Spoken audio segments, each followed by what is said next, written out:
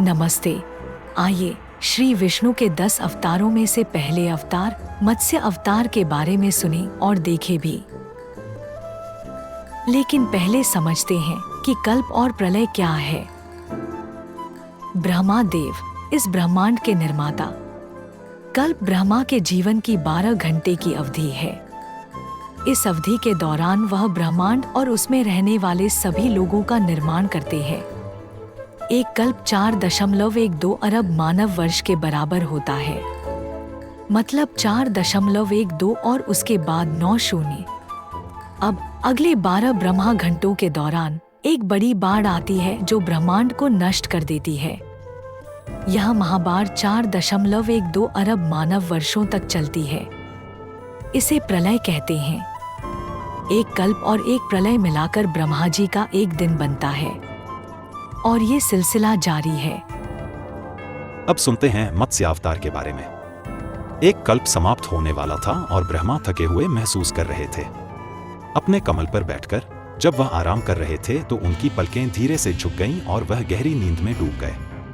लेकिन वह काम के इतना पक्के थे कि नींद के दौरान भी उनके मुंह से वेद बह रहा था। और ठीक इसी समय हयग्रीव नाम के एक असुर ने इस वेद को बहते हुए देखा। हयग्रीव एक विचित्र दिखने वाला असुर था। उसका सिर घोड़े का था और शेष शरीर अत्यंत शक्तिशाली था। ब्रह्मा के मुख से वेदों को प्रवाहित होना हयग्रीव के लिए एक सुनहरा अवसर था, क्योंकि उन्हें चुराने से वह कल्प और प्रलय के अगले चक्र के दौरान ब्रह्मा जैसे बन जाता। इस अवसर का लाभ उठाकर हयग्रीव ने चतुराई से वेदों को चुरा लिया और भाग गया। भगवान विष्णु ने हयग्रीव को वेदों के साथ भागते हुए देखा। अविचलित विष्णु ने तुरंत हयग्रीव से ये महत्वपूर्ण वेद वापस पाने की योजना बनाई, हमेशा की तरह।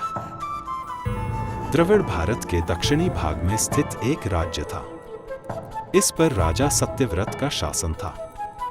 सत्यव्रत एक राजा ही नहीं बल्कि एक राजऋषि भी थे। वह सभी राजसी सुखों से दूर था और बहुत पवित्र जीवन व्यतीत करता था। उसे ब्रह्मा से वरदान प्राप्त था कि प्रलय के समय वह संसार की रक्षा करेगा। भगवान विष्णु की योजना के अनुसार सत्यव्रत को दिया गया यह आशीर्वाद साकार होने वाला था। वह द्रविड़ की एक शांत सुबह थी। सूरज पूर्व से उग रहा था और राज्य को सुनहरे रंगों से नहला रहा था। राजा सत्यव्रत उस समय पूर्व दिशा से उगते हुए सूर्य देव को अर्घ्य देकर प्रातःकालीन नित्यकर्म कर रहे थे। मन में अत्यंत शांति का भाव लेकर राजा सत्यव्रत ईश्वर को धन्यवाद दे रहे थे। अचानक उन्होंने अपनी हथेलियों में एक छोटी सी नीली मछली देखी। राजा को इस नीली छोटी मछली को देखकर सुखद आश्चर्य हुआ और कहा, ओह बेचारे प्राणी, चलो मैं तुम्हें फिर से पानी में डाल दूं। जैसे ही वह मछली को वापस पानी में छोड़ने वाला था, छोटी मछली ने उससे अनुरोध किया कि वह न छोड़े क्योंकि बड़ी मछलियां उसे खा लेंगी। मछली को डर से कांपता हुआ महसूस करते हुए राजा ने मछली को बचाने का फैसला किया।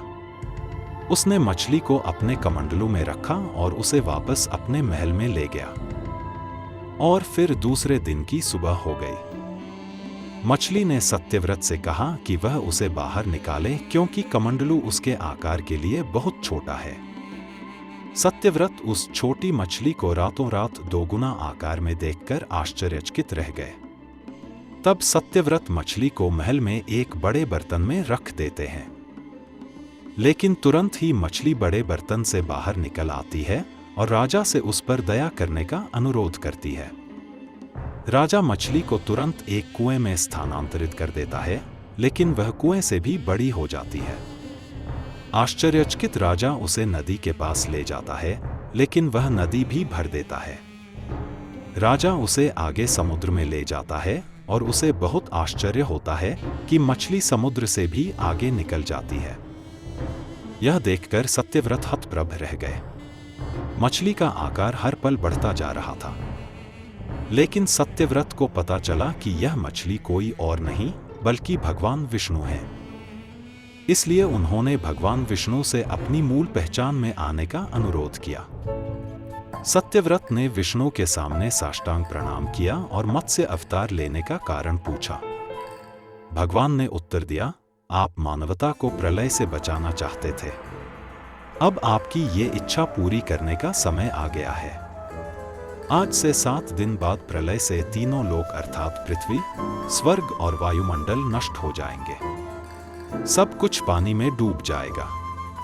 जीवन का अस्तित्व समाप्त हो जाएगा। सत्यव्रत ने इसमें अपनी भूमिका पूछी।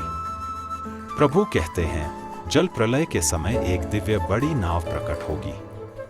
जानवरों, पक्षियों, पौधों, बीजों, जड़ी बूटियों को इकट्ठा करें और अगले कल्प के दौरान पृथ्वी को फिर से आबाद करने के लिए सप्त ऋषियों को भी लाए। वासुकी नामक महान सर्प की भी आवश्यकता होगी, उसे भी ले आओ। सत्यव्रत को ये निर्देश देकर भगवान विष्णु अंतर्धान हो गए। अगले कुछ दिनों तक सत्यव्रत ने भगवान विष्णु के आदेशों का पालन किया। उसने वह सब कुछ एकत्र किया जो भगवान विष्णु ने उसे इकट्ठा करने के लिए कहा था। 7 दिनों के अंत में पृथ्वी भूकंपों से कांप उठी, जिससे प्राणी भयभीत हो गए। पृथ्वी भर में ज्वालामुखी हुई। धरती की सतह दरारों में बंट गई। अचानक ऊपर काले बादल घिर आए और लगातार बारिश होने लगी। समुद्र में पानी बढ़ रहा था और पृथ्वी पर सब कुछ नष्ट हो रहा था। चूंकि सत्यव्रत को इसके बारे में पता था, इसलिए उन्होंने इस विशाल जल प्रलय से खुद को बचाने के लिए 7 ऋषियों, जानवरों और पक्षियों के साथ मलय पर्वत के शिखर पर शरण ली। लेकिन इतनी तेज बारिश हो रही थी कि 1 इंच जमीन भी पानी से न बची हो। सत्यव्रत सदमे में आ गए और सभी ने मदद के लिए भगवान विष्णु से प्रार्थना की। तभी अचानक एक दिव्य बड़ी सुनहरी नाव उनके बचाव के लिए क्षितिज पर प्रकट हुई। एक बार जब नाव उनके पास उतरी तो 7 ऋषियों, पक्षियों, जानवरों सहित सभी लोग नाव पर चढ़ गए। लेकिन नाव पर चढ़ने के बाद भी हर कोई अपनी जान को लेकर डरा हुआ था, क्योंकि हर जगह पानी था और नाव समुद्र की विशाल लहरों में इधर-उधर घूम रही थी। सभी ने फिर से भगवान विष्णु से उनके जीवन को बचाने के लिए दैवीय हस्तक्षेप की प्रार्थना की। अचानक बड़ी नीली मछली क्षितिज पर आ गई। मछली फिर से कई गुना बड़ी हो गई थी।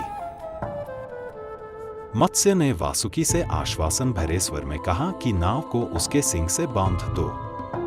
यह कहते हुए सबको आश्वस्त किया कि वे अपनी जान के लिए न डरें, वह उन्हें बचा लेंगे।